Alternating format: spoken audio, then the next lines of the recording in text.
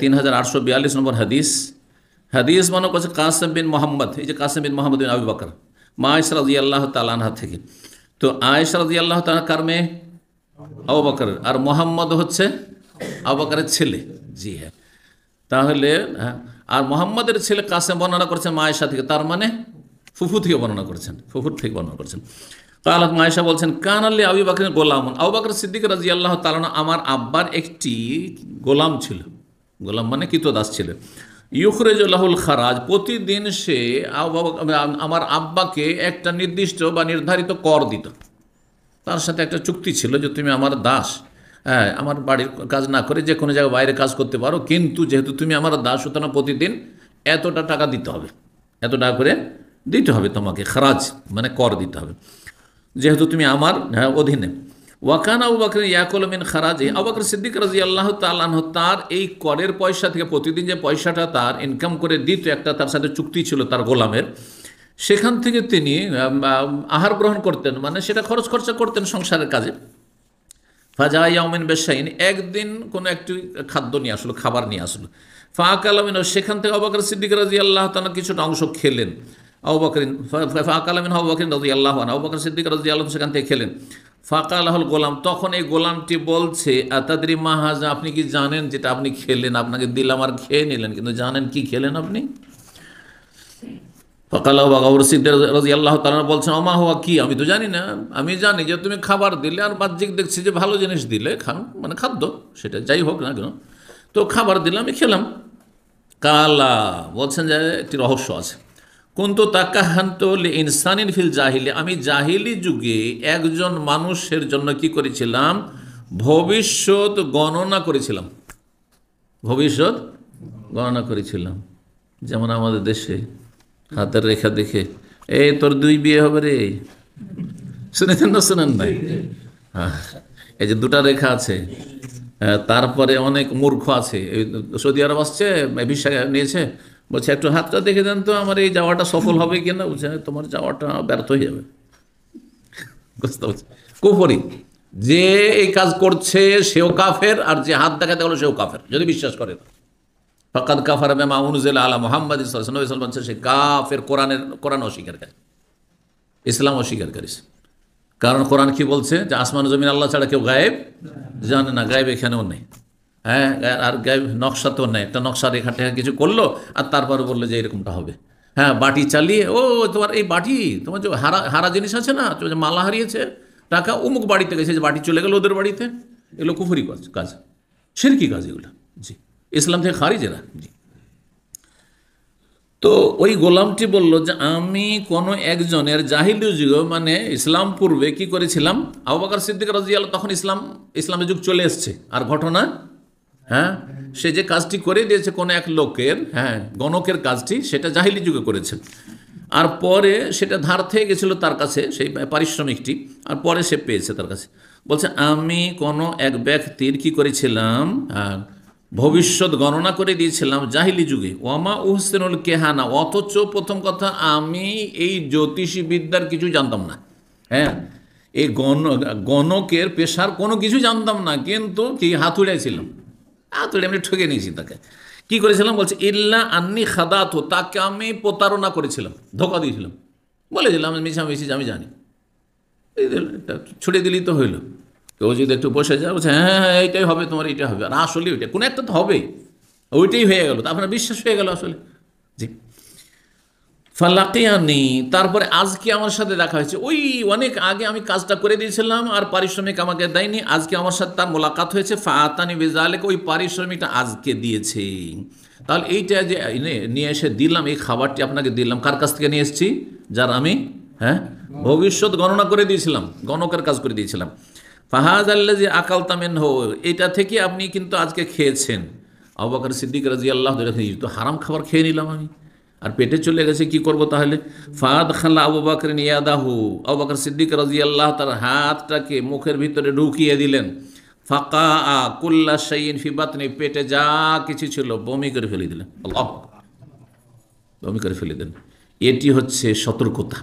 অথচ এখানে সুযোগ ছিল যে আমি না জেনে খেয়েছি, করার কিছু নেই, বমি করা ফরজ ছিল না, নফল কাজ করেছেন তিনি। যেটা ভুল হয়ে গেছে আল্লাহ তুমি মাফ করে দাও, কিন্তু না হারামটা আমার পেটে থেকে যাবে। হারামের কিন্তু কুপ্রভাব আছে।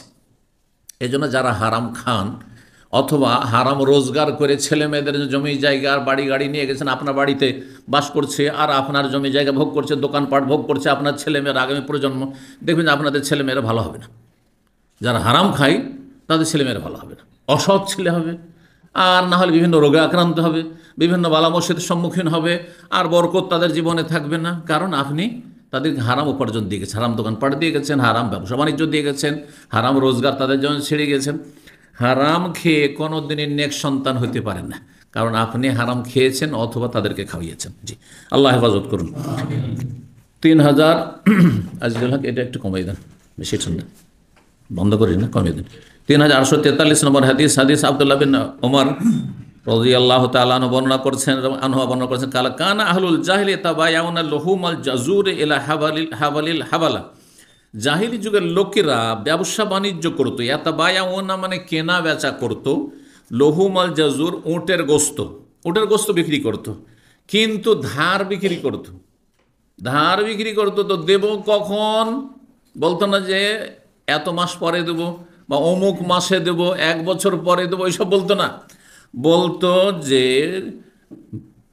হাবলুল হাবলা পর্যন্ত। হাবল মানে হচ্ছে হামাল। হ্যাঁ, ও এক উটের পেটে যে বাচ্চা আছে, এই বাচ্চাটি যে আছে গর্ভে আছে, এইটা ভূমিষ্ঠ হবে, এটা একটা হামাল গর্ভে। হ্যাঁ, আর এইটা আবার বড় হওয়ার পরে ও আবার গর্ভধারণ করবে যখন, তখন দেব। কত মূর্খতা চিন্তা করেন তো। এই ব্যবসা হারাম। আজকাল এইরকম ব্যবসা করে না, কিন্তু এই ধরনের ব্যবসা করে। মানে এখানে যেটা হারাম হওয়ার কারণ সেটা হচ্ছে প্রতারণা। কি প্রতারণা? ধোকা। আজকাল একটা ব্যবসা হয়, পুকুরের মাছ বিক্রি করা, হয় না? জলাশয় বিক্রি করে দিল। হ্যাঁ, পুরা জলাশয় বিক্রি করে দিল, সরকার বিক্রি করেছে। হ্যাঁ, অথবা পুকুর আছে আপনার, পুকুর বিক্রি করে দিল। পুকুরের পানি আছে, কিন্তু পানির তলায় কত মন মাছ আছে জানা আছে? মাছ আছে না সাপ আছে জানা আছে? ছোট মাছ আছে না বড় মাছ আছে জানা আছে? কিছুই জানা নেই। তারপরে কিনছেন না অনেকে, বিক্রি করছেন না।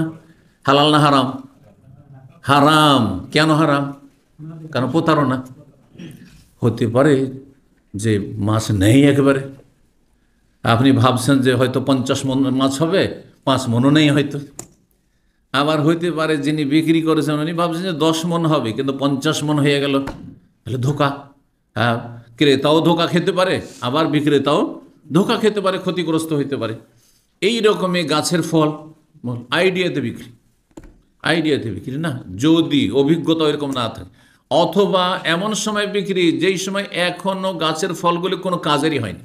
কাঁচা লিচু বিক্রি, কাঁচা আম তো বিক্রি করা যায় মোটামুটি, মুকুল বিক্রি করা হারাম।